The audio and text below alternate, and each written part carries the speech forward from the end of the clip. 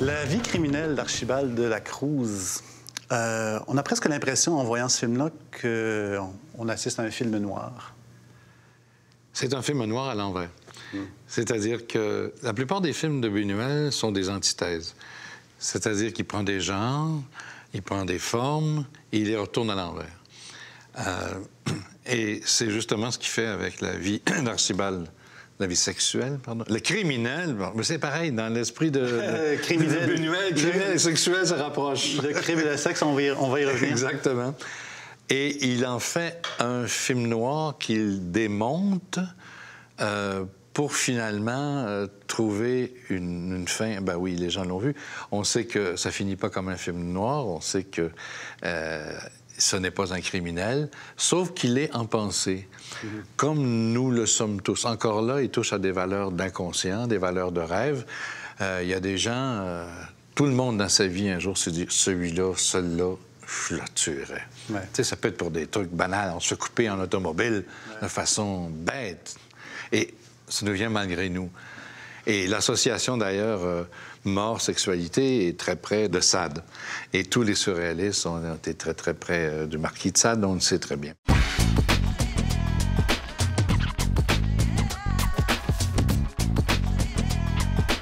Dans le fond, c'est l'antithèse des films d'Hitchcock, la vie criminelle d'Archibald de la Cruz.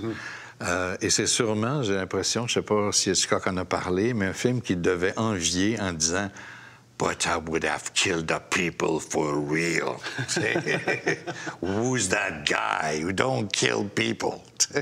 Parce que c'est un personnage qui, simplement par le désir de tuer, il finit par... un crime est commis, mais jamais par lui, finalement. Et par le croire, si bien qu'il sent le besoin d'avouer au commissaire que c'est lui le responsable de tous ces crimes-là. Parce que, justement, et le commissaire lui répond, la pensée n'est jamais délinquante. Ça me passe comme ça, en disant, c'est presque de la folie ce que vous dites. Mais effectivement, on peut, par la force d'imagination, s'imaginer qu'on a fait des choses. Et en rêve, très souvent, on fait des choses, on accomplit des choses que dans la vie, on ne peut pas ou on n'ose pas faire.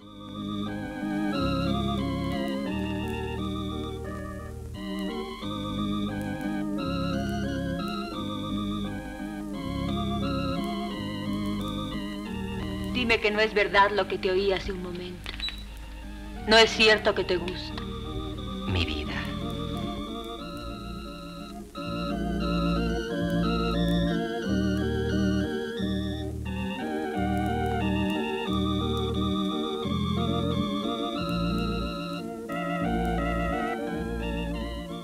C'est le même mécanisme qui nous pousse à créer. Hein?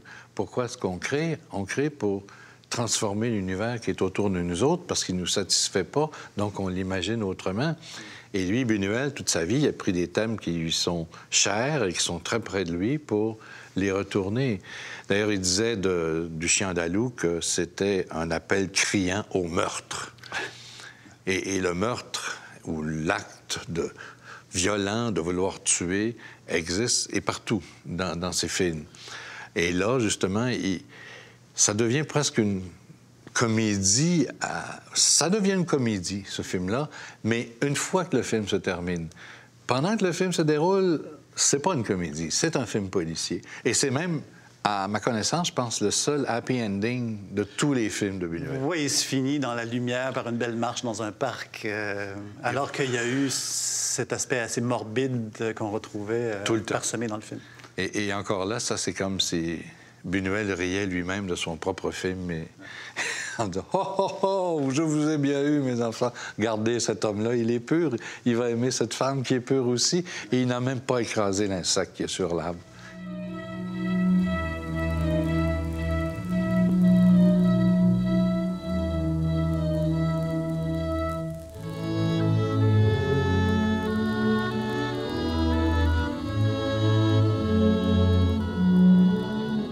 Buñuel écrivait dans ses mémoires qu'il a toujours associé l'acte sexuel avec la mort.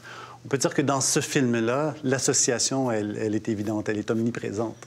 Et elle se passe dès le début, quand le petit garçon, le personnage principal, se retrouve seul avec sa gouvernante qui lui raconte une histoire en lien avec cette boîte musicale qui appartenait à sa mère et qu'elle va à la fenêtre parce qu'on tire à l'extérieur, on ne sait pas trop qui tire sur qui. El cuento me había impresionado profundamente. ¿Podría yo también, como poseedor de la cajita, disponer de la vida de las personas? Confieso que hice funcionar la caja con el deseo enteramente consciente de hacer la prueba y miré instintivamente a la institutriz.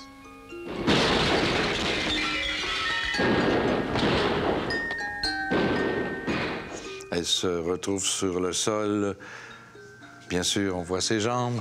Et à partir de ce moment-là, le petit Archibald de la Cruz fait l'association entre mort et sexualité.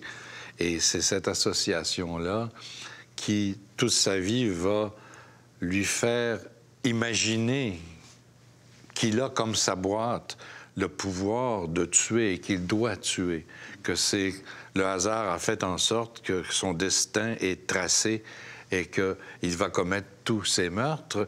Et il en est tellement convaincu que lui-même va se confesser au commissaire de police, et que c'est le commissaire de police qui lui dit « Mais non, vous n'êtes pas un assassin, vous n'avez jamais tué. » Mais il a commis tous ces meurtres en pensée.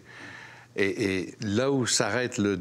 On ne sait pas là où s'arrête le désir réel du personnage, ni celui de Buñuel, mais c'est un film noir sans en être un, parce que finalement, il n'y a pas de meurtre.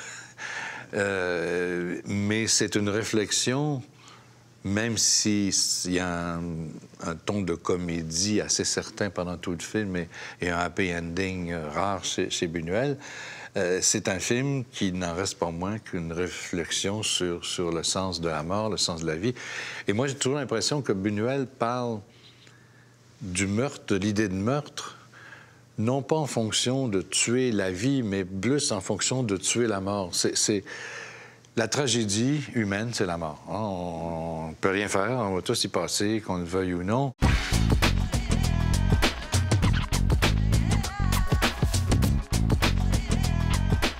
C'est une idée chère au marquis de Sade que l'idée de mort, de sexualité, est une idée presque philosophique. Ça va ensemble, la sexualité mène à la mort, alors que la sexualité mène à la vie. Mais quand une femme donne la vie, elle donne aussi la mort, parce que les deux vont ensemble. Ouais.